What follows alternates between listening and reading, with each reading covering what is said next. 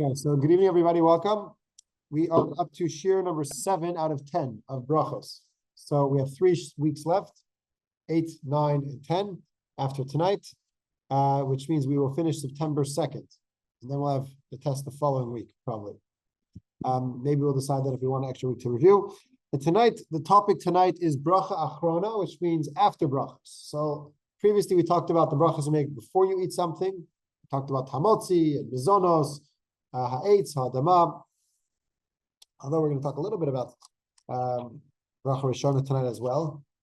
And tonight we're going to move over to the after bracha. So we're going to discuss questions like, let's say you eat a small amount of bread. Let's say you wash or something, you plan on eating bread, you end up eating just one bite. Do you bench? Anyone know? Do you bench for one bite of bread? I think we might have learned this in a previous year. So how much bread do you have to eat in order to warrant the Birkat Hamazon, the full long benching? Anyone want to venture an educated guess? Amount that makes you full. Amount that makes you full. Okay, both of you are good answers, but one bite. I'll say one bite. If it's one over bite. Okay. So what is a kazayas? We're going to learn about what exactly is a kazayas, but you're both right. Biblically, Minat Torah, Ryan is right that it has to be the amount that makes you full, but rabbinically it's a kazayat. Now, what is a kazayat in bread? So we learn the different opinions that exactly of and how that translates into actual slices of bread. We're also going to learn what happens if you forgot to bench. How long do you have after you finish eating to bench? And at what point is it too late to thank God for the food that you ate? If you've already eaten it and digested it, so how long do you have to eat? How long after you finish eating do you bench? And also, what is considered the end of your meal? Is it when you finish eating bread or you finish eating the other parts of your meal? We're also going to talk tonight a little bit about the 7 species and the brachas that you make after that, how you combine one species with another. Okay, very relevant, very, very practical stuff. Really affects all of us. I don't know about the rest of you guys, but I have to say that since I've started this specific unit, I've definitely become more aware in my brachas and more conscious and better at making them and explaining them and reminding my kids to say them. So that has been agree, Rav. I agree. benefit. Yes. That's been a benefit of this course. So thank you all for the opportunity to really grow my brachas. Another thing we're going to talk about tonight is the bracha on rice and the bracha on sushi. What bracha do you make on sushi? Assuming sushi means rice, seaweed, and fish. Let's say classic sushi. Shekol. Like shekol. Okay, shakol. Why shakol? On what? Well, it's a mix. It's like different things. You're not really eating it for the rice. You're not really eating it for the seaweed. You're eating it for all of it combined, I suppose. Because you're saying shakol is a blanket bracha, so make a shakol on everything. Okay, but what's the bracha on rice? What's the bracha on the fish? What is the main? That would be part? like the rice or is it hadama? That's a good thought. It's boiled grains and grains grow from Do you not say it on the fish and the rest of it's really just like a holder? It's like if you're having a kichel and herring, like you're maybe you could argue using the kichel to pick up the herring. Yeah, you could argue that the rice is really just a secondary food to the fish, which is kind of like the more prestigious, definitely more expensive food in the sushi. So maybe you should make a shakol on the fish and exempt the rice. So we're going to talk tonight about the bracha on rice, and it's a debate, and there's some confusion around it. We'll understand that, and then we'll come back to this question of sushi. So hold your thought on that. Okay, so tonight, the bracha is on bracha achrona. Achrona means the after bracha, the later bracha, as opposed to bracha rishona. We already learned that bracha rishona, the brachas before foods are rabbinic. Bracha achrona, we're going to see that there is a way to make it biblical, but usually it's going to be rabbinic as well, and that affects cases of doubt. Biblical doubt, you have to always be strict. Rabbinic doubt, we're always lenient. That's the big difference between biblical and rabbinic mitzvot. Okay, so Minat Torah, when are you biblically obligated to say Birkat Hamazon? And that will affect the next question. If you have a safek, which means if you have a doubt, what do you do? And if you forgot to bench, how long do you have to still bench? At what point, do you have to carry on the meal? Sometimes you have a long Shabbos meal and you're kind of sitting, and like at what point, So that's 72 minutes. Okay, good thought. 72 minutes. Hold that thought. Yeah, that's definitely going to be brought down, which is We had that number 72, if you remember, way Yep. back at the beginning of the course for the laws of tefillah, for prayer. We said there was 72 minutes after sunrise, was after dawn, was okay. So same type of shir. We're going to talk about Me'ein Shalosh Bracha, the abridged 3 bracha. The bracha that's an abridged version of 3. I think we commonly call that Ala Michya, and then Bar Nefashos. We're talking about all the different options of bracha, the rules of each of them, and the minimum amount that you have to eat in order to say a bracha.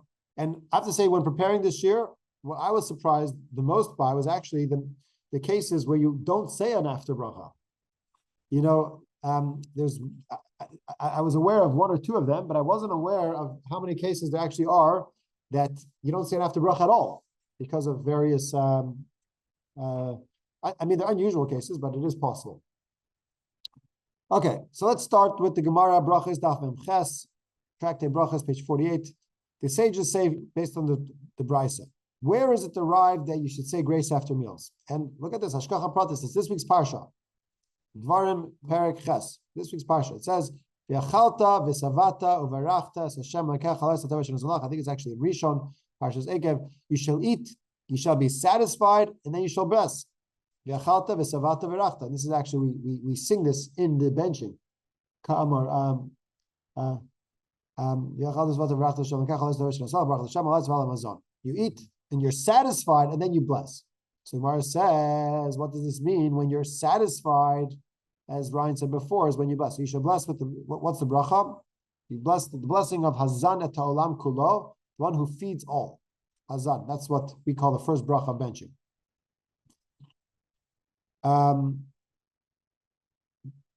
Uverachta zu birkas Hazan. Then the verse continues, Uverachta es Hashem elokech, you should bless Hashem your God. Zu birkas hazimon, this is the introduction to the benching, which we call zimon, the blessing, in which you call the other members of your meal to bench. So basically it says, Uverachta et Hashem elokech. We divide that verse into 2, the blessing and also zimon, which means we call it make a mizuman. That's like you say, Rabotai nevarech. What does everyone reply? Yehi shem Hashem mevorach me'atav yad olam. Let the name of God be blessed from now and all time. So that is a blessing. So Uverachta Hashem l'kecha includes that zimun blessing, because you say Hashem's name. Yishem Hashem, you say Hashem God's name. And then it continues. I remember this all possible. Hashem l'kecha al haaretz hatova asher nasamach. Al haaretz. So the next words are, bless God for the land. This is the second bracha in the Birkat Hamazon, which is we thank you, Hashem, for the beautiful and good land that you've given us. So the second bracha is thanking God for the land of Israel. Eretz HaTova, the good land, that's a reference to Jerusalem, which is the good city. That the word Tova refers to Jerusalem, and he brings a verse to prove it. Says the good mountain, which is a reference to Jerusalem in the Lebanon. This is interpreted to refer to Jerusalem. So basically, we learn out from this one pasuk all the 3 blessings of benching plus zimun. This verse, Uverachta es Hashem elokecha asher al haaretz hatova asher nasamach. Okay, so that teaches us basically that there's 3 blessings in the benching and the zimun. Asher nasamach. The last words are, this is the 4th blessing of hatov ha'meitiv. Okay, so basically the 4th blessing was added later. It was actually added, interesting story. It doesn't, I'm not sure we're going to say it here. The 4th blessing of the benching after Uvinei was added after the miracle of the corpses of Beitar. You guys know what I'm referring to? So after the Bar Kokhba revolt failed in the year 120 of the Common Era, 50 years after the destruction of the temple by Titus, Hadrian, who was the evil Caesar, bloodthirsty Caesar of Rome, he squashed the rebellion ruthlessly. It says almost 1 million Jews were killed. More Jews were killed after the failed Bar Kokhba revolt than in the actual destruction of the temple. And he did not, and specifically their last stand was in Beitar, and which was a very large metropolis outside Jerusalem. He did not allow them to bury the corpses of Beitar. The Romans said, they're going to be a reminder to you not to rebel against us. So the bodies lay, and obviously from a Jewish perspective, that's a terrible offense. For I don't know how many years, many years, a number of years. And finally, they were given permission to go bring the bodies to burial. And they went and they discovered, lo and behold, the miracle, the bodies were still, had not decomposed. They were still able to bury the bodies intact. And they're so grateful for that miracle that they composed the fourth blessing of the benching, Hatov V'Ametis. Interesting story. It's like not exactly the type of miracle you would make a blessing of it, but that's where the fourth blessing came. So that came after the destruction of the second temple, whereas the first three blessings in the Birkat Hamazon historically were earlier. So Rabbi, but you fulfilled your obligation once you said the first three. Yes. That's why, for example, when you're holding a cup of wine, like at the Seder, you put it down after the first three, because the fourth one is kind of a little bit more lenient. It was added later. Okay, so then the Gemara continues. However, I only have a source for the bracha after eating, after grace, after meals. How do you know you should make a bracha before eating? So the Gemara says, you said that it can be derived through a kal v'chomer. You should make a kal v'chomer. Kal v'chomer is an a fortiori. Okay. It's an argument like this. If when you're satisfied, you make a bracha, you should thank God, because when your belly is full, how much more so when you're hungry and you really need God, you should make a bracha. So this is where the rabbis learned out the concept of bracha rishona for, but it's all rabbinic. And the verse is really just about the four blessings. That's just like it's called an asmachta. It's like a hint. It's not an actual source, except for the fact that when you're satisfied, you should make a bench. Okay, so mitzvah say it's a biblical commandment to thank Hashem when you eat amount of bread that satiates. V'savata, this word here means you should be satisfied. You experience a sense of satisfaction. That's when you trigger the virachta. Okay, next the Gemara, another Gemara here. Midrabanan, we say that you should bench even after only a kazayas of bread, an olive size of bread. Less than a kazayas, you don't bench for bread. So what is a kazayas in terms of actual bread? So I actually looked this up. There's two opinions here, the Chazon Ish and Rabbi Avram Chaim Noah. Rabbi Avram Chaim Noah was actually a Chabad Chassid about 200 years ago. In the days, I think in the Alter Rebbe, I'm not sure, one of the earlier, he did a lot of research into, or maybe a bit later, he did a lot of research into the shiurim of what the biblical measurements are. And he wrote a book called Shirei Torah. So Chabad will follow Rav Avram Chaim Noah whenever there's a question of like, how much is the shear for something? For example, this question of how much bread do you have to eat to warrant benching? And the Litvish, like general of the world, will follow more the Chazon Ish. The Chazon Ish in general, his shiur are much larger than Rabbi Avram Chaim Noah, the Shirei Torah, almost double. So, for example, they argue about how long is an amma. You know, it affects many halachas. How big is your sukkah? How big is your tzitzis? How big is... And here, how big is a kazayas? So we're going to see later in cubic inches, but just to jump to the end, according to Rav Avram Chaim Noah, it's half a slice of bread, of standard sandwich bread. And according to the Chazon Ish, it's a full slice. So, but that's way bigger than like kazayas. Yeah, it goes by weight. So they're saying they're looking at it like by the density of the weight more than the actual physical size, the mass. Yeah, interesting. But it's more than you would expect. So it's quite a bit of bread. Now the question that we're gonna have to deal with is what if you're eating other things? Is it mitzdaref? Does it add up to that? Like, so if you're eating a little bit of bread, but you're eating a lot of salad and a lot of other things in that meal, maybe you still bench. But we'll discuss that a little bit later. Anyway, so this is a little drush here. I'm not going to do the whole thing inside, but basically the angels of heaven said to Hashem, Master of the universe, it says in the Torah that you will not be biased towards the Jewish people, but you're constantly biased to the Jews.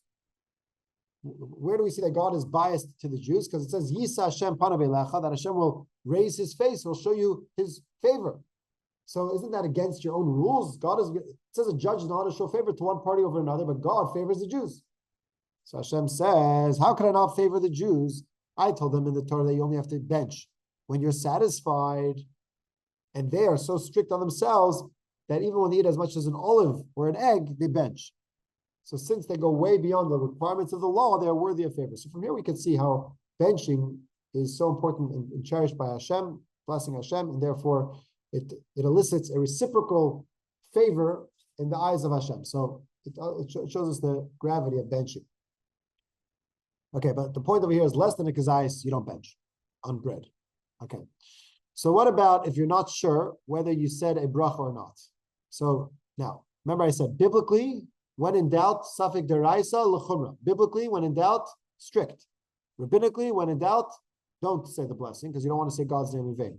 So If there's a doubt about Birkat Hamazon, if it's a biblical obligation because you ate enough to be satisfied, you're gonna have to bench again. You're stringent. You have to bench it a whole second time. If you're not, you can't remember if you bench or not, but you know you ate a biblical requirement.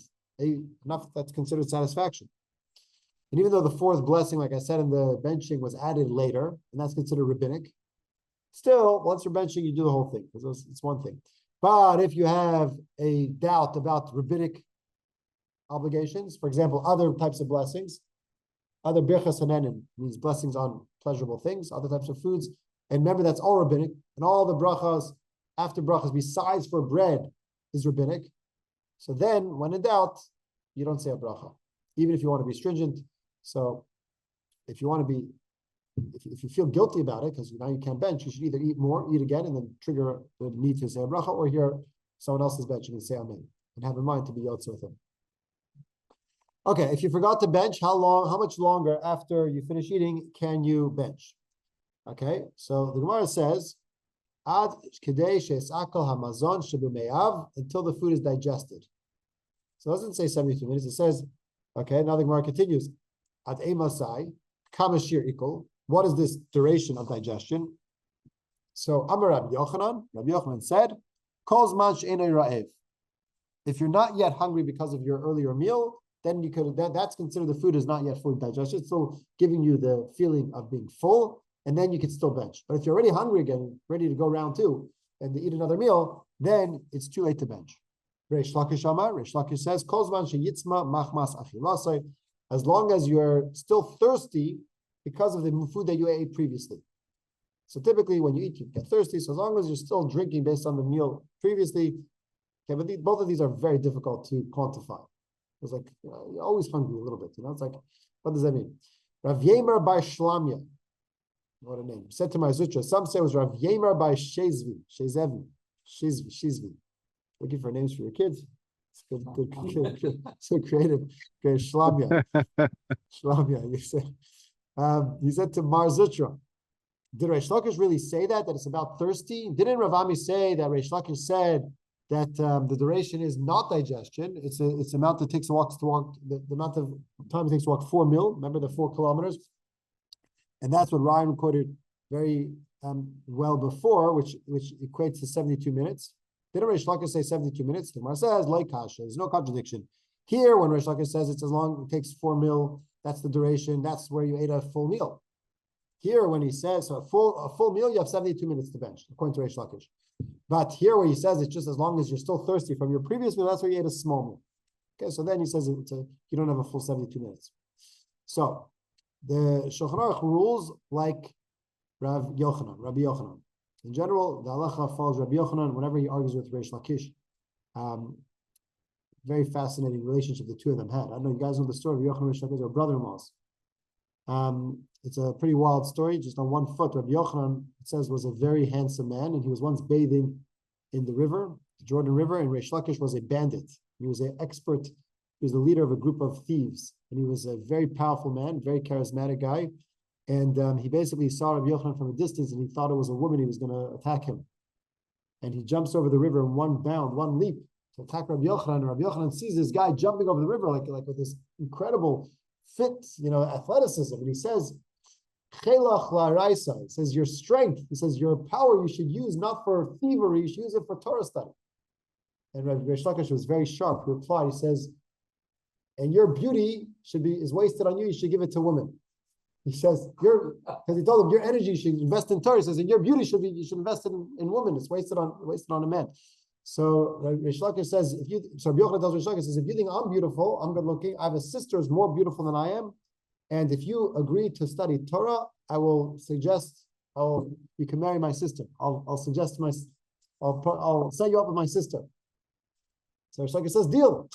He said deal, and he abandoned his band of robbers. He became a Baal Tshuva, and sure enough, it's amazing. Rabbi Yochanan saw right away that he had incredible potential. He became Rabbi Yochanan's chavrusa for life, and he ended up marrying his sister, and he became one of the greatest sages of the Talmud together with Rabbi Yochanan. Interesting story. But the halacha is that whenever they argue, like in this case, the halacha follows Rabbi Yochanan.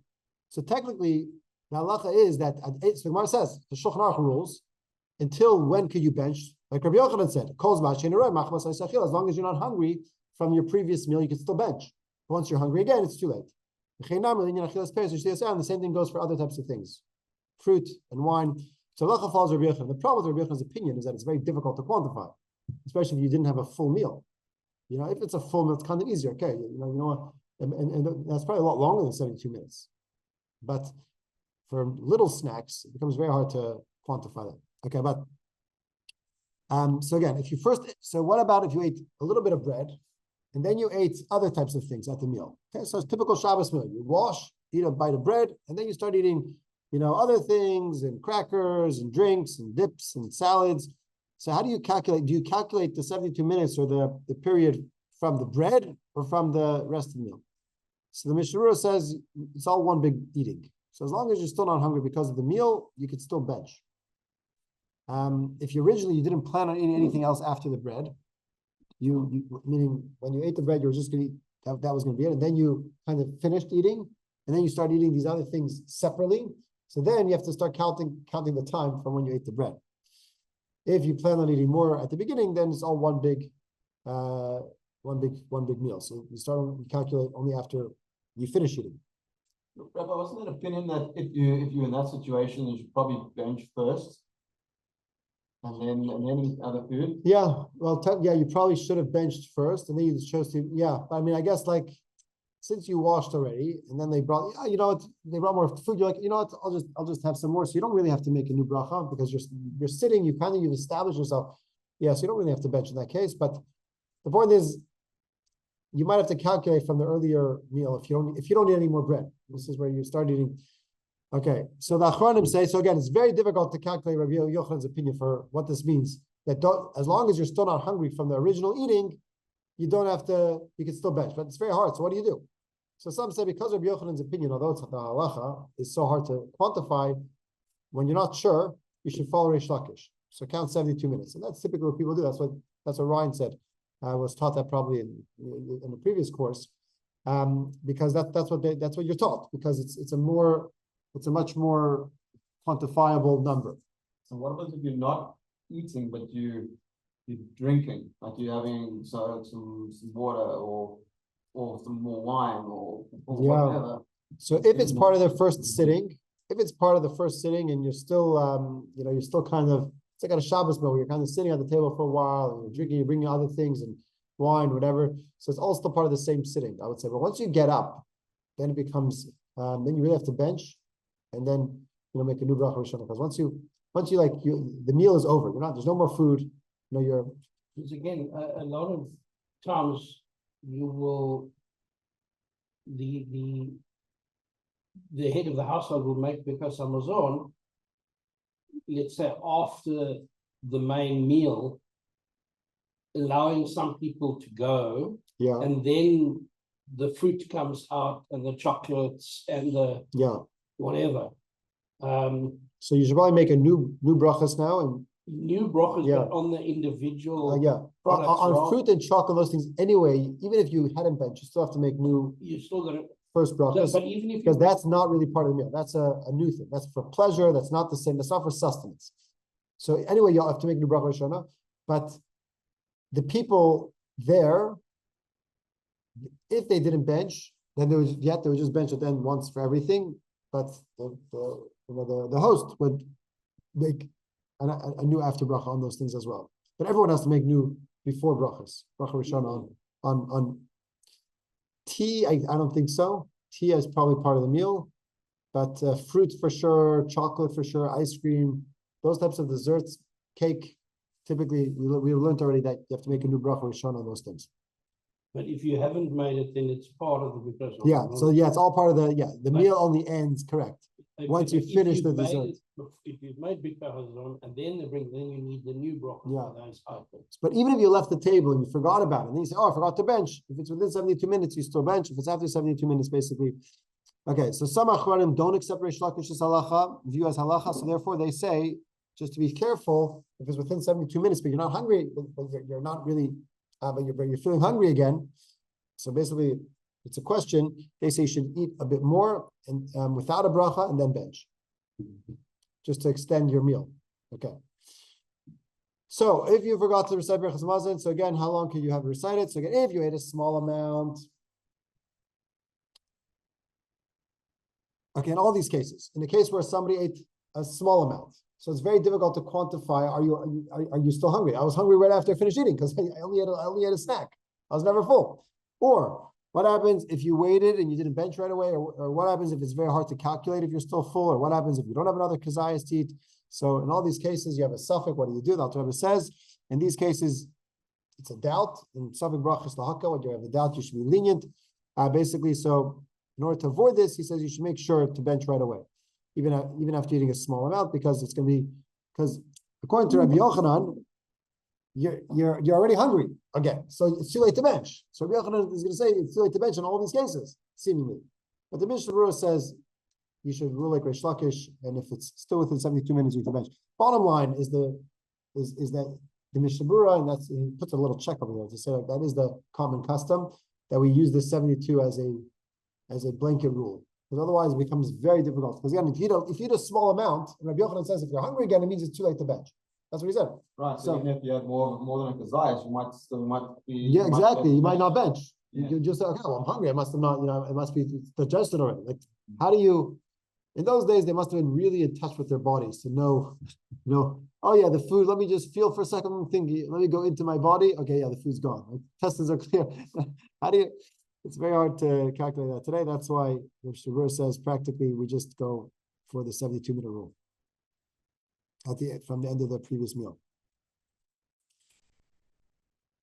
Well, Okay, long Gemara here. Yes. Rob, is there an issue to just say I have one slice of bread and then avas, and then I have some dessert food, so I make extra brachos for shakol and Paris, and then half an hour later I have some more of those desserts, and like throughout the day. Just the one, I just say the meal goes on throughout the day like a Purim Sukkah. Yeah. So basically, every half an hour, you're continuing to eat a little bit more. Yeah, and all those like Paris blessings and shakol. Does the one slice of bread cover for like a sukkah for like a couple of hours, like throughout the day? It's a little hard to hear. I can't hear exactly the whole question. If I understood the question correctly, you're asking you ate a little bit of bread, and now you're eating like other things like snacks and desserts periodically every half an hour. Is that your question? Yes. Yeah, it's a good question. Is that all considered one long sitting? Do you bench at the end of that, or it's a good question. I'm not sure at what point you say you should just bench for the bread, because you're not eating any more bread. So you should probably bench for the bread and then just have like a new snacking bracha. So yeah, at some point you have to call the meal. If you're not eating any more sustaining foods, it's more of the snacks, then I think you should bench before you continue. Okay, now let's talk about al hamichya.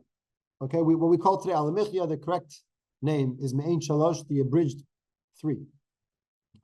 Okay, so Amar Rav Yaakov, Amar Adi, Amar Rav Yaakov Bar Idi, Amar Rav Chanina. Kol shemechameshes haminim betchil mevarach labarim minimzos. The Gemara here says in brachos, anything that's made out of the 5 grains, wheat, barley, oat, spelts, rye, you make parei minei mizonot beforehand. L'basai bracha achamein shalosh, 1 blessing, which is the abridged version of 3 blessings, which we call al hamichya. And I'll show you why it's called that. You can see in the words how it abridges the first 3 brachas of the Birkat HaMazon.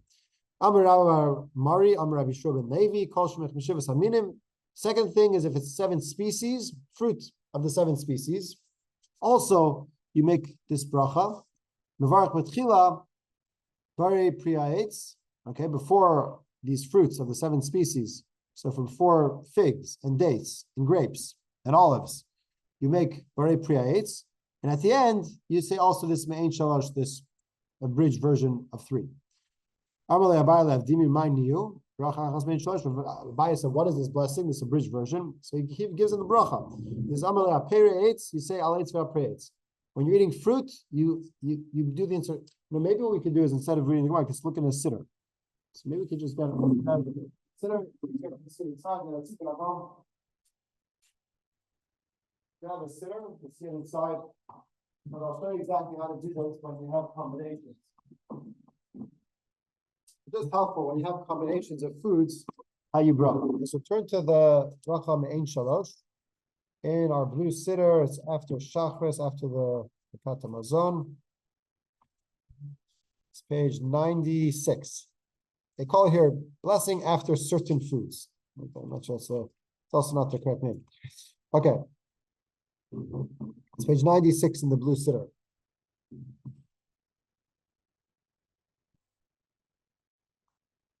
Okay, so he's saying here that for foods prepared from the 5 grains, you say the first column, which means on sustenance and for the nourishment.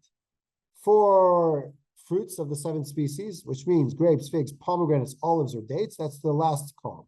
So you say al ha'etz, which means for the tree, val pri'etz, and for fruits of the tree. It's a special blessing, longer blessing, as a honor for the fruits that Israel is blessed for. And then in the middle, you say for wine or grape juice, al gefen val priya gefen. Okay, so grapes are also technically the vine and the fruit of the vine. It says pri hagefen. Pri hagefen literally means the fruit of the vine, which means grapes. However, that's not the middle category is not the category, is not the blessing for grapes. Grapes are considered fruits for this purpose. So you say ala eitz val priya, it's not ala gefen val priya gefen. Although b'di'evid, after the fact, if you said the middle one instead of the side one, you're yotze, because technically, similar to what we learned about making hadam on fruits, it is technically does include grapes. Okay, and it gives us the wording here in the Gemara. The Gemara says, "Rachem na Hashem k'nesol mecha v'yishlam merecha v'atziyam mishkan kodecha v'al mizbechecha v'al echalecha v'nei yishlam merekadosh meir v'amenu." It gives us the brachas here. Okay. The Gemara over here asks, what should you do if you have to conclude if you ate both? If you ate 2 of the categories. In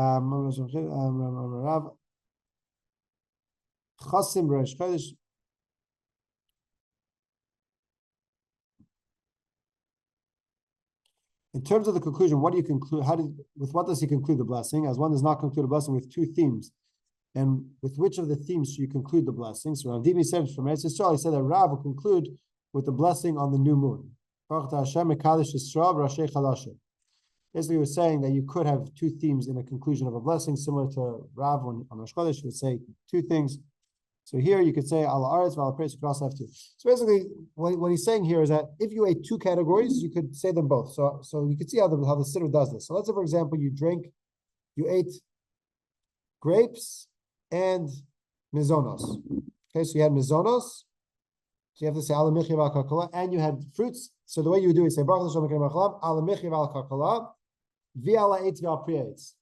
And you can see in the siddur, that's why they have that vav in the parentheses. Because when you're doing more than one, you say the vav. When you're doing only one, you skip the vav. You see? Yeah. Wouldn't it just be better to say a separate bracha for each of them? No, because then you would say bracha she'en tzricha, which means an unnecessary blessing. You don't say God's name, in vain if you could double up. So in this case, it's actually better to double them up. Yeah.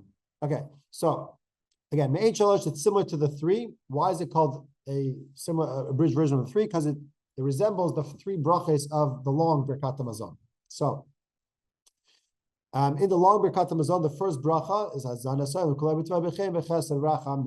which is sustenance. That corresponds to Al Michya V'Al Tunuvas Hasadeh. Okay, then we say Al Aretz V'Al Michya. The second blessing of the Birkat Hamazon refers to the land of Israel, and that goes here. Which means the good and spacious land which you have graciously given us as an heritage to our ancestors. That corresponds, there we're touching on the theme of blessing number 2, which is the land. Okay, blessing number 1 is thanking God for sustenance. That's blessing number 2 is Eretz Chemda, is the land, and then we mentioned Jerusalem, so you can see clearly how Hashem have mercy on Jerusalem, on your city, on Zion, on your home, on the Mizbeach, on the temple. So that corresponds to the 3rd paragraph, the 3rd blessing in the Birkat Hamazon, which is Uvnei Yerushalayim. The 4th blessing, which was added later because that's with a little bit of different color, Tov HaMeitiv, that's what we finished. Okay, so that corresponds to the 4th blessing, which is the rabbinic add-on. So why is it called a Me'ein Shalosh? It's really Me'ein Arba. if you want to be technically correct, it's similar to like Shmona Esrei. We call the Amidah Shmona Esrei the 18 when there's 19. So here it's the same exact thing. We call it Mein Shalosh, even though the rabbis added a fourth, but it's to show the honor of the biblical 3 that are referenced to in the Torah, and therefore we still call it an abridged 3, not abridged 4. Okay, people call it alamichia, but that's also a bad name because it could sometimes be alar. So if you just ate grapes, you just ate olives, you have to take out the bencher, the sitter, and say Baruch Hashem. Then you finish off Baruch Hashem ala eitz, ala peres, al ha'etz ala peres. You say ki ata teres shevet ala eitz al ha'peres Baruch Hashem ala eitz al ha'peres. Basically, depending on which category, that's how you would finish off. Okay, is this me'ein shalosh? Is it biblically obligated or rabbinic? So the Rambam and the Smag say rabbinic. Many Rishonim say actually this blessing too is biblical because there's a certain estimate of sustenance. When you're doing the alamichia, it's also visavata. So some Rishonim say it's actually biblical, and Mishnah Berurah and Acharonim say we should be concerned about this. However, the Mechaber rules that it's rabbinic. But the point is, when there's a doubt, do you say it or not? We just said that when you're eating a bread meal, you have a doubt, it's a biblical doubt, you have to bench again, you have a doubt. What about alamichia? So because it's an argument, and now we have a bigger doubt. First of all, who does the halacha follow? We also don't know. That's part of the doubt. So therefore, when you have a doubt, you cannot say it again. Don't recite it out of doubt. If you do want to say it again, you have to eat another kazayas with the same bracha and then recite it. Because basically you satisfy the doubt. So if you have a doubt, basically if you bench or not, so you ate mizonos, and I can't remember if I bench or not. So what should you do? Eat more mizonos and then bench. And I guess when you eat those more mizonos, you eat it without a bracha because of the suffix. There's a lot of Gemaras here tonight. A lot of Gemaras here. How should we do the Gemaras? Should I just read them? You guys want to read them? Like, what's the most effective way to do it? Don't mind either of them. Okay. Next topic is what about if you have mizonos that's mixed up with other things? So you have like a grain-based food that also has other ingredients in it, like so which after bracha are you going to say, and how? And this is going to touch on the issue of what's the ikar and what's the tafel. Okay. So Mark, do you want to read it for us? Interesting. Regarding chavetz, a dish consisting of flour, oil, and honey cooked in a pot, as well as a pound of grain, Rabbi Yehuda said that one recites shahakol niyed varo. Even though it has grain in it, he says that the honey is the main thing, so therefore it's shahakol. Rav Kahana said that one recites borei minei mizonos. The Gemara explains regards to pounded grain alone. Everyone agrees that one recites borei minei mizonos. When Pounded grain would be like a oatmeal, would be like a porridge. It means pounded grain that's cooked. So everyone agrees that on that you would make mizonos because the main thing is the grain. Right. When they argue, it's regards to pounded grain mixed with honey in the manner of chavetz, cooked in a pot. Rabbi Yehuda said that one recites shahakol as he held that the honey is primary, and on the honey one recites shahakol. Rav Kahana said that one recites borei minei mizonos as he held that the flour, as in the case with all products produced from grain, is primary, and therefore one recites mizonos. Rav Yosef said it's reasonable to say that in accordance with the opinion of Rav Kahana, as Rav and Shmuel both said, anything that has of the 5 species of grain in it, one recites over borei minei mizonos, even if it's mixed with other ingredients. Okay, so that's going to be the halacha. So Rav Yosef says that, and this is a very important rule, that grain is the top trumps in terms of foods. So when there's grains mixed in with in a dish, you know what bracha do you make on an ice cream sandwich? You don't get them here in Cape Town. Definitely not in like. So you have like the outer, what's it called? The chocolate, the biscuits, and then you got the ice cream inside. Now, obviously, the main thing is the ice cream, right? It's the majority, both in quality. It's really what you want. It's an ice cream sandwich. You're not buying it for the outer part. However, what bracha is it? So, because of this principle that we're about to learn, that the grains are primary, So you actually make mizonos on an ice cream sandwich. So basically, when you mix the 5 grains with other foods, Rav Yehuda says the ice cream, the honey is the main thing. So make a shahakol. Rav Kahana says no, the grain is the main thing. And the Gemara, basically at the end of the Gemara says Rav and Shmuel agree with Rav Kahana, and that's going to be the halacha. So that means that even though your excitement, your desire is more for the honey, for the sweet part, but still the grains, which are not just there, there's going to be an exception. The exception is going to be when grains are just to hold the food together. So we said, for example, breaded schnitzel. You're not going to make a mizonos on the bread, on the breadcrumbs, because there it's really just a topping. It's not really a substantial part. Or the same thing as if you're using the flour as like a binder. So there it doesn't become mizonos. But if you want that part of the ice cream sandwich, you want the sandwich part, you want the biscuits, it's good. Okay, maybe it's not as good as the ice cream. It doesn't make a difference. But still, so there you make mizonos. Okay, so Rav Ashi said, Joe, you want to read the next one here? Rav Ashi said, when we were in the study hall of Rav Kahana, he said to us, over a cooked dish of beets to which they typically do not add a significant amount of flour, one recites Parei Pri Adama. Over a cooked dish of turnips to which they typically add a significant amount of flour, one recites Parei Pri Mezuzot. And Rav Kahana reconsidered his previous statement and said, over both these, beets and those turnips, one recites Parei Pri Adama. And the fact that they threw extra flour in with the turnips, they did so merely so the components of the cooked dish would stick together. The primary ingredient in the dish remains the turnips, not the flour. Okay, so basically we can see here that this is the only time that flour gets nullified. If it's a very insignificant amount of time, then it can be a nullified amount of flour, then it can be nullified to the beets. Okay, so if it's only holding the food together, then we ignore the grain and the food's regular bracha said.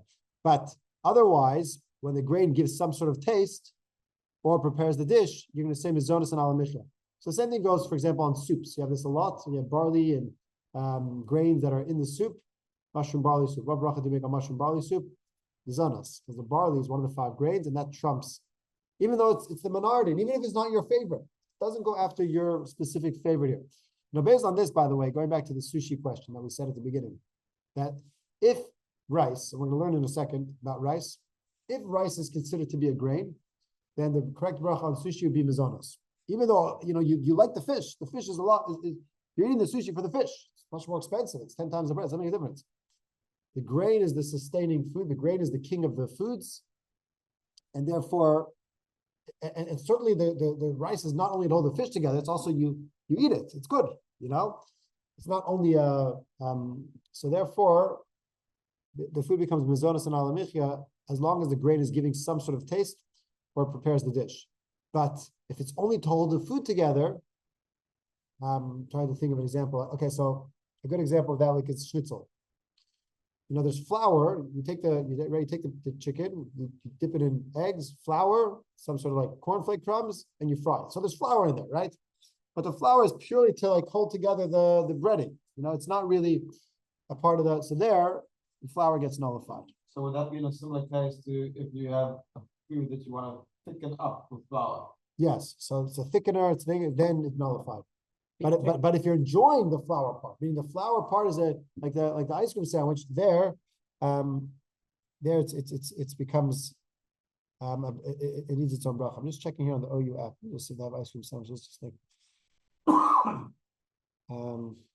Then you consider the amount of breading, the amount of the amount of flour to be less than it desires as well. It says here ice cream cones obviously make shaka because you're eating the ice cream first by itself, and you can't make a mizonos on it. But he says,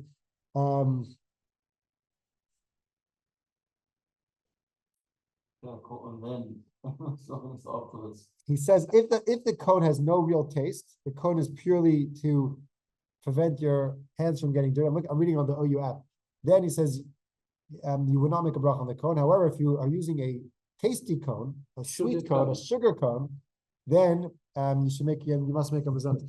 Then it's a mezonah. So he says interesting. He says an ice cream cone where the cone is tasteless. You know, sometimes these very cheap cones which the kids don't like. So then he says it can be nullified because it's really just a edible cup. But I think today most cones are sweet and the kids like them and they're colorful. So I think but yeah. Yeah.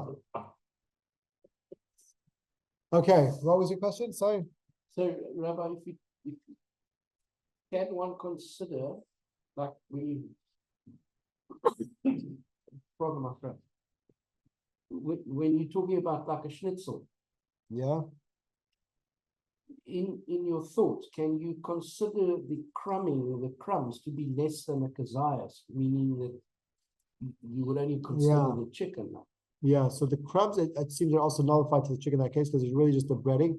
Happens to be in most cases the crumbs are corn, not actually breadcrumbs. But some people use breadcrumbs. You could use breadcrumbs, but I think in that case it's nullified. It is nullified.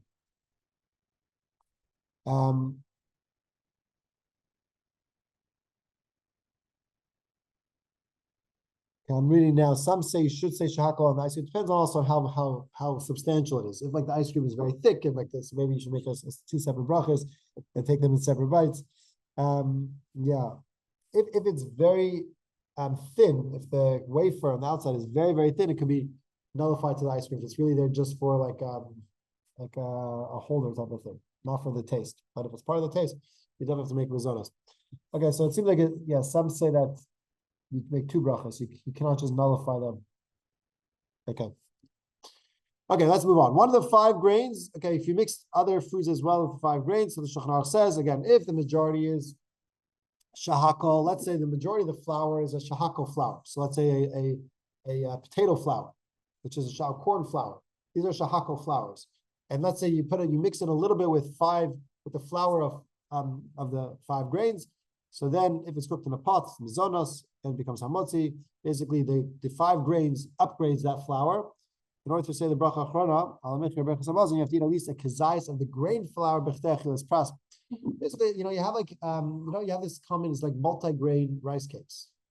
You know those like rice cakes, they like look like rice cakes, but also have other grains in it, and they could possibly have from the 5 grains in them. I'm not sure what other grains they have in there. You know what I'm talking about? Like it's like multi-grain. Like so, if they have like wheat and barley and they have other things in there, then it becomes. So another example, a lot of times cereals are made this way, where they mix together, different types of flours. So he says that it is mizonos, and you even wash, but there has to be enough grain on it. That's kazayis b'chtei achilas pras. B'chtei achilas pras is an amount of time that we're going to see is about 47 minutes. That's quite a lot of grain flour in this concoction, in this recipe. If it's less than that, then you have a suffix. If you're allowed to say alamichia mizonos, otherwise burn the fashos.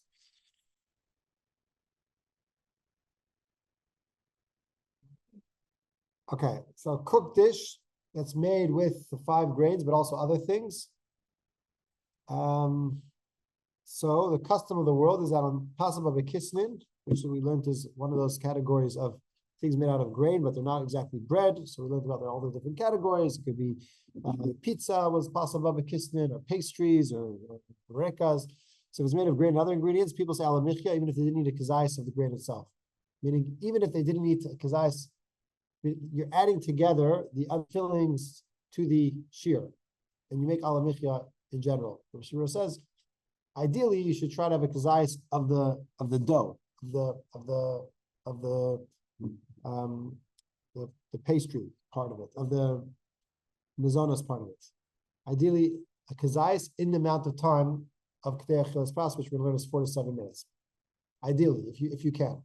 But even if you had a kazais of the whole thing together, so for example, let's say pierogin or something, or any of these types of things, which we said on mizonos, ideally you should have enough of the dough that it's a kazais from just the dough in K'tei Achilas Pras, if you can.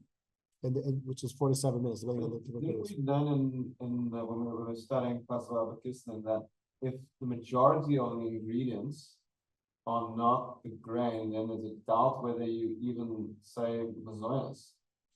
If it's got these other flavoring things and yeah, it's very difficult to nullify the mizonos as we're talking, but it is possible. But I'm not sure what specific case. But It's not.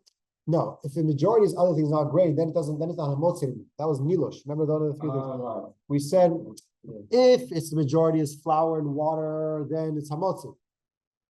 If it's majority other types of ingredients, that's when it becomes mizonos. That was nilush. Even if it's a filling type of food, but to take it out of mizonos entirely to shakel is much harder. Like we were saying before about schnitzel, it is possible, but that's quite difficult to do because of the prestige of grain. Okay, the Yalkut Yosef, that's Ravadi Yosef's son. He says there's two types of possibility. If there's more flour than other ingredients, then if you ate a kazayis of the entire mixture, then you say alamichia, but the filling does not count. What does that mean? I'm not sure that the filling does not count because you're saying the entire mixture. But if the other ingredients are more than the flour, if there's more of the fillings than the other flour, so if you ate a kazayis of the grain, then it's okay. So he says you look at this thing, let's say a break or something. So if there's a lot more potato than there is of the dough that's wrapping it, so then this would apply. The other reason more than the flour. So in order to say alamich, he says you should be careful that you ate enough of the dough, of a kazayis of the dough, in order to say alamichia. Otherwise, he says don't make any bracha due to the doubt. Because you can't say alamichia, and you can, and bar nefesh is also not going to work because you ate grain. So he says actually you're stuck and you actually cannot make any bracha unless you eat more. You know, people who are very careful in brachas, sometimes, often you'll see people like this who know these halachas, and they'll eat more. You know, they're not sure. They eat a piece of cake. Was that a kazayis? It's very hard to know if the piece of cake was kazayis. We're saying kazayis is a slice of bread. You ate a piece of cake, especially as small as a cake. You actually have a suffix. Did I eat enough cake to make an alamichia? Because if you didn't, you definitely can't say be'er nefashos on cake. So either you say alamichia or bust. So people, when you learn these halachas, they say, you know what? I have no choice. I have to have another piece of cake. It's a halachic diet. It's like eat a second one. But often you have these situations where you ate a bereka, you're not sure. How are you supposed to know? Was there enough dough in that bereka that was kazayis? I mean, like, you're not going to sit and weigh it on one of those, like, you know, they have these like diet scales where people weigh their food. I mean, so he says you should have a kazayis in Ktei Achilas Pras. Otherwise, so don't make any bracha due to doubt. But if there's more flour than the other ingredients in the breka, in the program, I think like program, for example, is probably more dough than. So then he says it's enough if the whole thing has kazayis for Achilas Pras, not only the bread. Okay, next topic is fruit. Okay, so moving on. Hope we have some clarity on that. Moving on to fruits. So generally, the me'ain shalosh, the ala peres, ala eitz, val priya eitz, does not cover bar nefashos. So for example, if you ate an apple, you ate an orange, you have to say bar nefashot. You cannot say ala eitz, val priya eitz, even though technically it is a fruit. Eitz priya. However, if you ate one of the 7 species together with an apple, so you ate pomegranates and apples, or all grapes and apples, so now, just like bread covers other foods that you eat to the meal, so the 7 species covers other fruits. Okay, because they're the kingdoms of the fruits. So if you eat any of the fruit of the 7 species, so you say ha'etz, one ha'etz on both of them, and then you do one benching me'ain shalosh on all of them, and it covers the other fruits of the tree as well, even though they're not from the 7 species. Okay, so when you say al eitz val priya eitz, which is in the me'ain shalosh, that covers other tree fruits as well, apples, oranges, etc. You don't do a bar nefashos anymore. Okay, I mentioned this earlier. The middle column, ala gefen val priya gefen, was really designated on wine or grape juice. However, if you made a mistake and you made that for grapes, it's fine. So ala gefen covers grapes b'diavad. You're supposed to say ala eitz val priya eitz for grapes, similar to the other fruits of the 7 species, figs, pomegranates, olives, and dates. But if you said I'll give a mistake, it's fine. B'diavad. Another thing is if you said hagafen on wine and now you're eating grapes, so it doesn't cover. You have to make a new bracha ala eitz. But in the after bracha, you should say both. Ala gefen al priya gefen, ala eitz val priya eitz. You should ideally do both. B'diavad, after the fact, if you only mention ala gefen, like I mentioned before, you fulfilled your obligation because technically grapes are pre hagefen. Okay, it's coming kind of common sense here. The idea is like, just like we said before in the previous year, if you made hadam on fruit, b'diavad, your yotzik, because technically what you said was true. So the same thing is happening here. You're supposed to say al eitz val pri eitz on the tree and on the fruits for grapes, but if you said al pri gefen, it works because technically grapes are pri gefen, fruit of the vine. Okay, wine is the king of the beverages. Okay, so there's a theme here. The bread is the king of the foods. Make a bracha on bread, all the other foods are included. 7 species are king of the fruits. You make a blessing on the 7 species, all the other fruits are included both before and after. Wine is the king of the beverages. You make a bracha on wine, it satisfies all other beverages. This is interesting. I didn't realize this. I knew it satisfied all the other beverages afterwards. So we say afterwards, you don't say bar nefashos anymore on the water or the seltzer or the Coke. The bar nefashos gets nullified to the wine. What I didn't realize is even before bracha, you don't even say shahakol anymore. That's what he's saying here. I have to double check this because it seems to be it's quite surprising. Wine exempts other beverages from before bracha and an after bracha. And if they were before him, or if he sat down to drink wine, all the other brachas get nullified to the wine, the drinking brachas. So according to this, you're drinking wine, and then you have tea. You don't make a bracha on the tea. You don't make no more shahakol. You made a gafen on the wine. That gafen satisfied. This I didn't know. This was a surprise. I knew the after bracha, but he says over here. I'll double check this, but he says over here the wine also covers the before brachas of all other drinks because it's king of the drinks. So wine is the king of all drinks, Mark. Yes, king of the drinks. Baruch Hashem, yeah. Yeah. And all the other drinks that come during a wine sitting become nullified to the wine both before and after. Okay, here's a beautiful little thing about the meaning of the bracha. Okay, so Amar Rav Yitzchak bar Avdimi Mishum Rabbeinu al habeya val mine kufra on eggs. Okay, now we're going to go to shahakol. So on eggs and other types of meats, you say shahakol niyeh b'dvaro. V'sof you say bar nefashos rabbos. Aval yarka lo. But on vegetables, no, one does not recite a blessing at all. Rav Yitzchak Amar Afil yarka, you do make a bracha on vegetables. Hadama. Interesting, says you don't make a bracha on vegetables. Rav Yitzchak says you do. Aval maya lo, like we learned on water. If you're drinking water not out of thirst, you don't make a bracha. Rav Papa Afil maya ma'azucha avik Rav Yitzchak Rav Avdimi Rav Shimi Rav Ashi avik Rav Yitzchak. So basically, interesting, it's not to make a bracha on vegetables. I don't know, not sure, it's an unusual opinion. But the bottom line is that for water, what we see from this Gemara is that for eggs, for meat, for water, you say shahakol niyeh b'dvaro, and afterwards you say bar nefashos. So all fruit besides for the 7 species, hadama, shahakol, you make this bracha called bar nefashos rabbos. What does it mean? So let's just look at this. It's a beautiful bracha, and it's underappreciated, underestimated. Barei nefashot rabot, the chesronan. Hashem, you created numerous living things, the chesronan in all of their needs.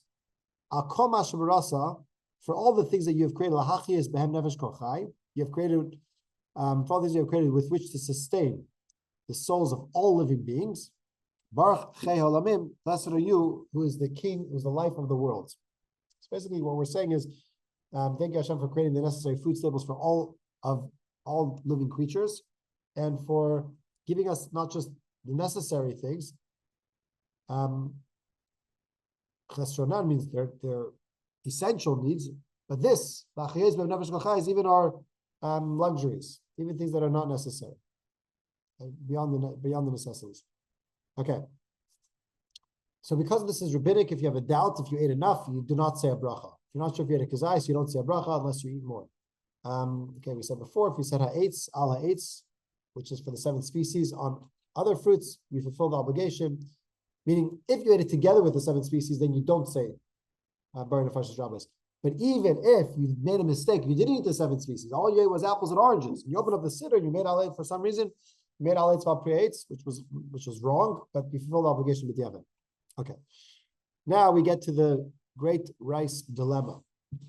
It's a bit longer share tonight than usual. I think we're getting to the end of it. We're gonna have to move faster, so lots still to go here. Okay, I'm not gonna do this inside because we don't have time.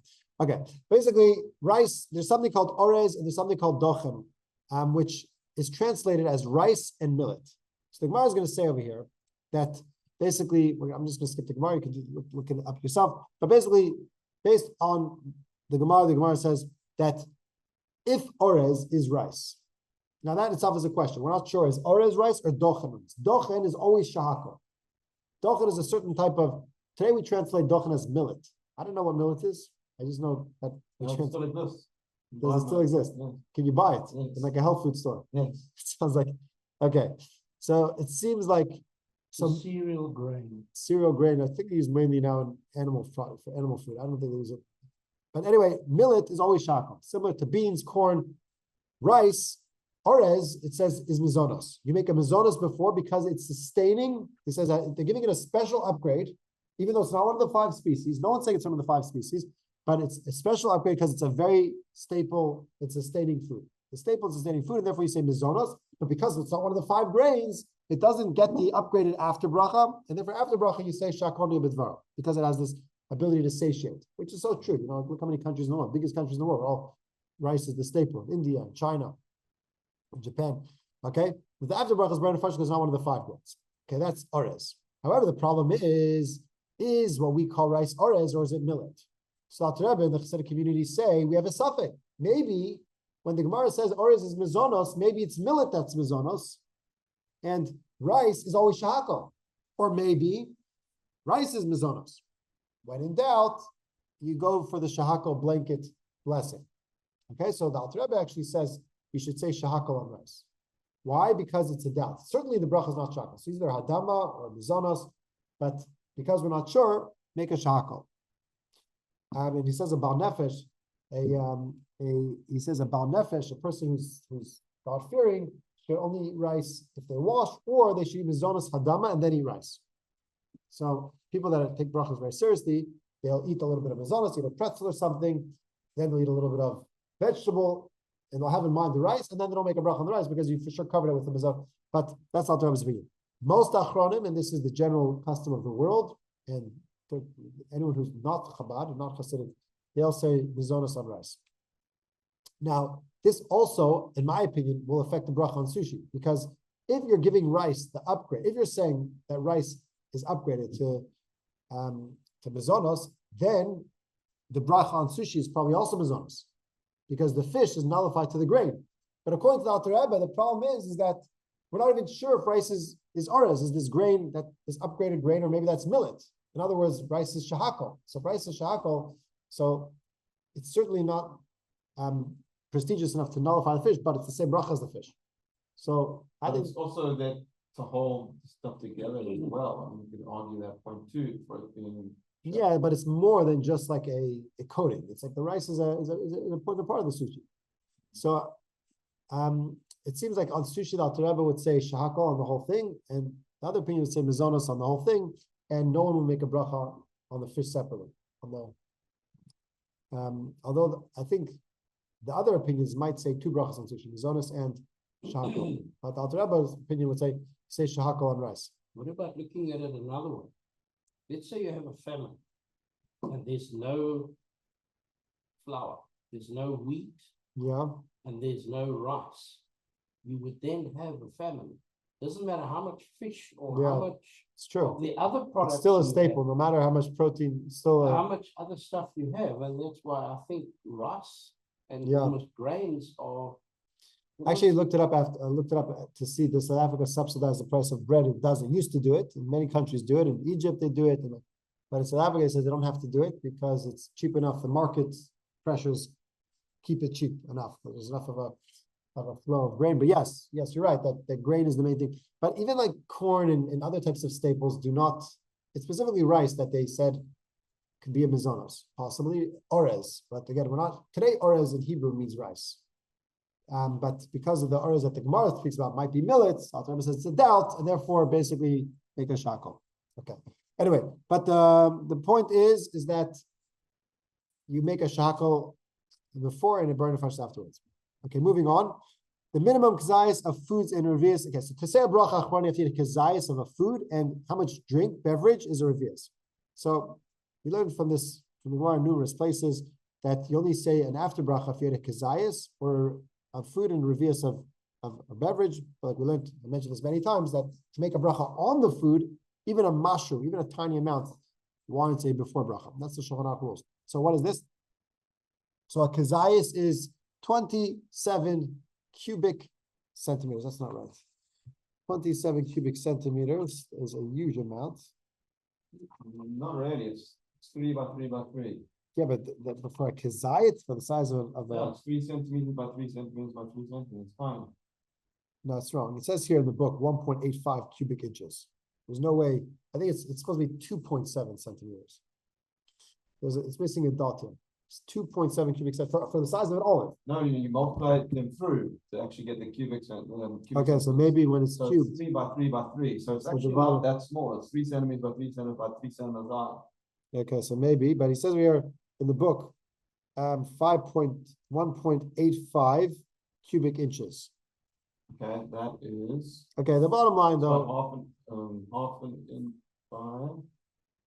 okay, but like I said before, an easier way to do it is the Alter Rebbe says, based on Reb Chaim Noah, it's a full slice of bread. I'm sorry, half a slice of bread, and based on Chazon Ish, it's a full slice of bread in typical sandwich bread, which is a lighter bread. Heavier breads would be smaller pieces, but yeah, it says here. I just looked it up before.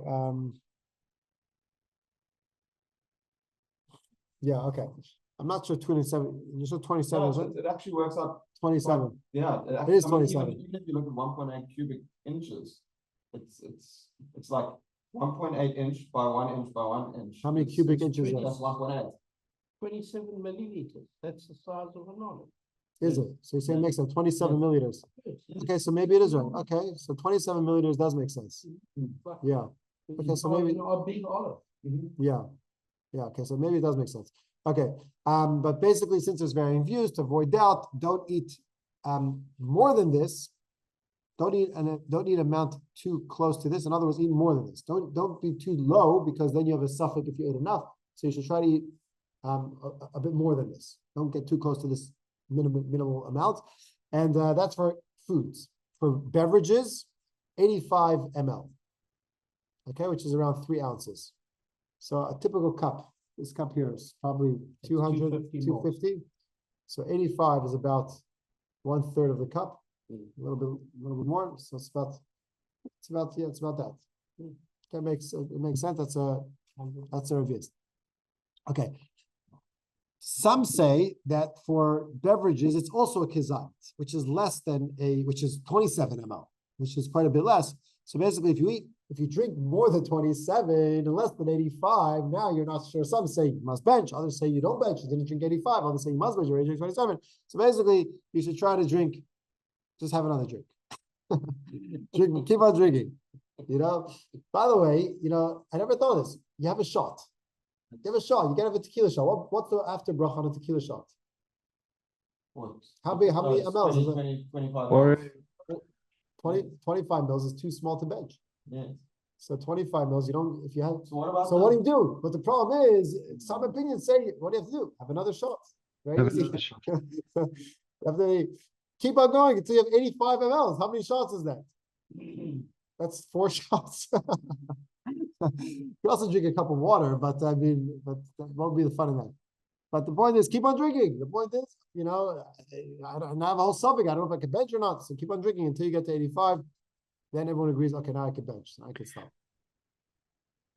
So technically, you don't say a bracha on one shot. Yeah, technically on one shot, you would not say an after bracha. Unless, of course, you have a chaser. Then that would add to the shackle. But on one shot on its own, we said you need 85. No after bracha. And even 27 mLs, which is the smaller size, a kazayis in liquids would be 27 milliliters, right? We say 27 cubic centimeters. So even that's a suffix. But on a suffix, we learned you can't make a bracha on a suffix. He's saying here, avoid the doubt by not getting stuck in that no man's land. If it's under 27, everyone says you don't make a bracha. If it's between 27 and 85, it's now a doubt. So now you can't make a bracha. So he says, don't get stuck in that no man's land. Well, what if you're there already? Another shot. That's your only solution. That's why the Rebbe Okay. said maximum 4. Yeah, maybe that's the Rebbe said maximum 4, exactly, because when you hit 4, now you can bench. So you can stop. You have no excuse to keep on going. Yeah. Okay. Adding up foods to kazayis, all foods join up to this. Doesn't have to be specifically the same thing, but foods and beverages do not mix together. So you need to have the shear in solid foods of a kazayit, and the shear in beverages 85 mLs. You can't add them together. even for B'nai Nefashos. Even though they have the same bracha, they don't add together. So,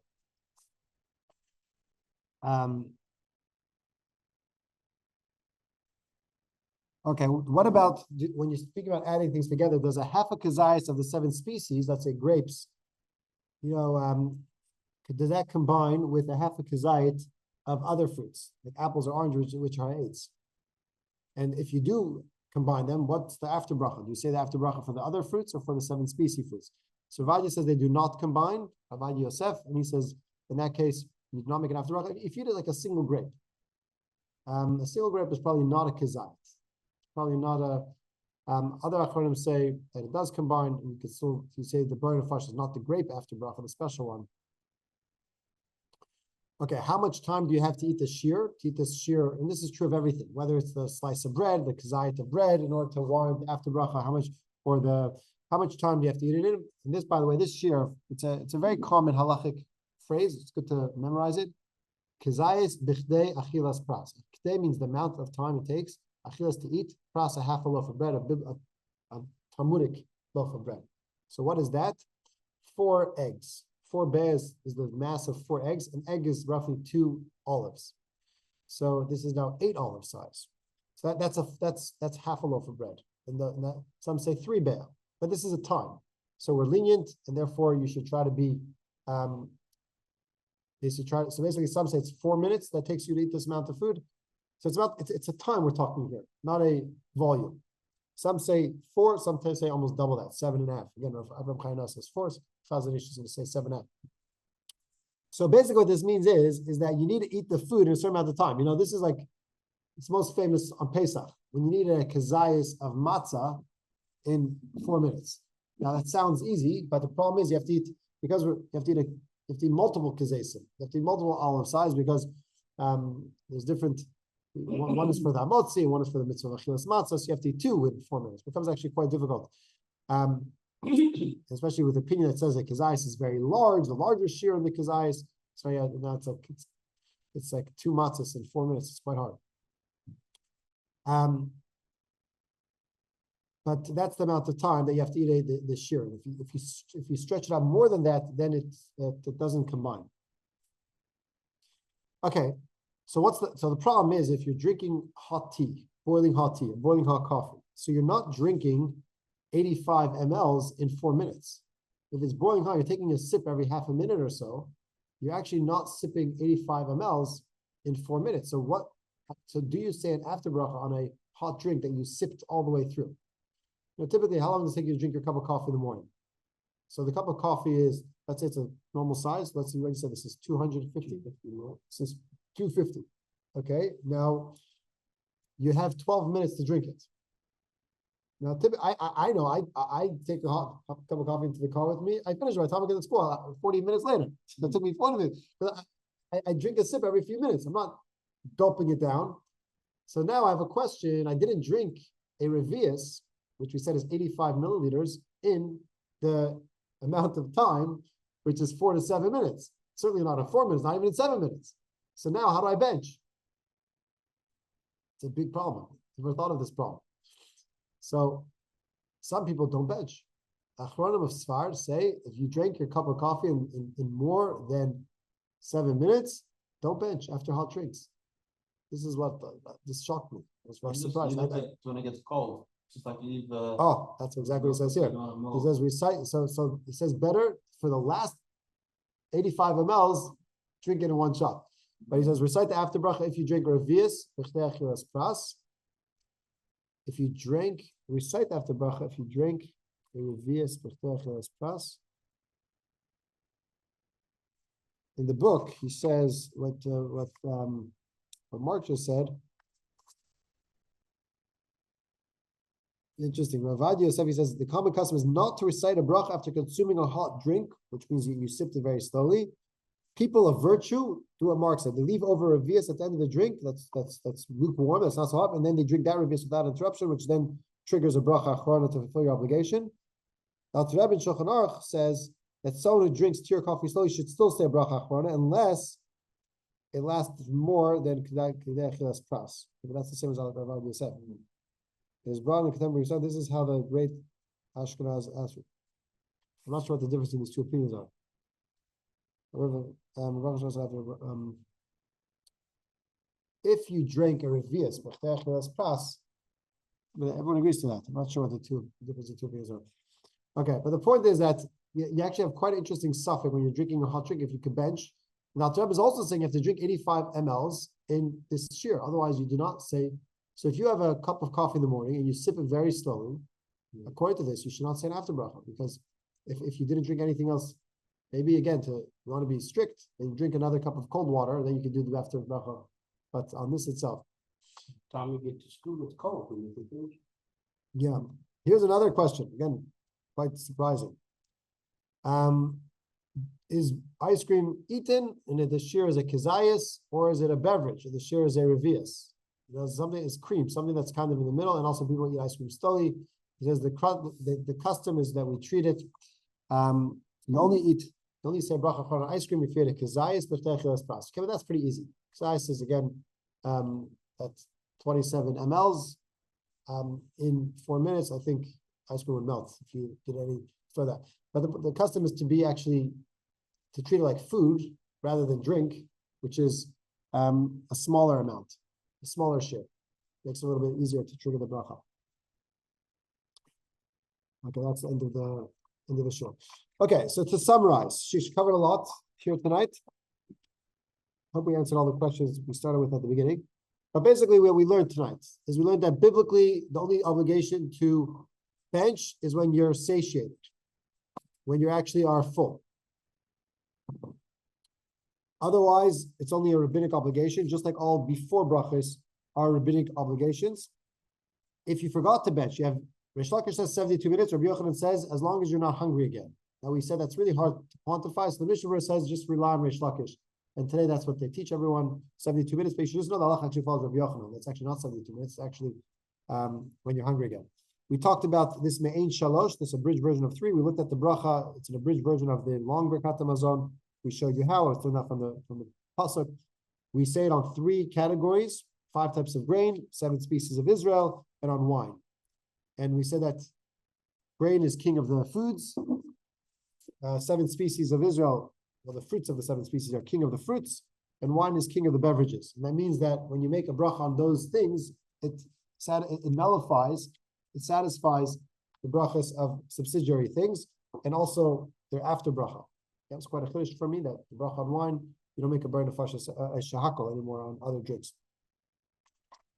Okay, we also talked about how much grain you have to eat. We talked about the meaning of the bracha of shahakol. We looked at what it means. We looked at the shear of kezayis and ravias. We talked about rice. Bottom line, the Alter Rebbe says you should say shahakol on rice. Ideally, you should have mizonos and adama separately and then eat the rice. But otherwise, you should say, if you don't want to do that, you should say shahakol on rice. Everyone else, besides so Chassidim who follow the Alter Rebbe, will say shahakol on rice, but it's a chiddush of the Alter Rebbe. Everyone else says mizonos on rice. But everyone agrees that afterwards you say bar nefashos on rice. It's quite an unusual food that it doesn't have has a different after bracha than normal. What else? Okay, we talked about revius, we talked about pras, we talked about ice cream, we talked about hot beverages. Okay, Shkrach, any other questions before we wrap it up? I've just got one question. I didn't speak about the location. What if you move locations? Are you allowed? Do you still plan off the bracha? Good question. Yeah, so we learned about this in the previous year that when you move locations, it does trigger a new bracha, unless you had in mind, unless But like brain up short, right? Yeah, does it break now up you're this- supposed to even say another bracha if you got to a different place.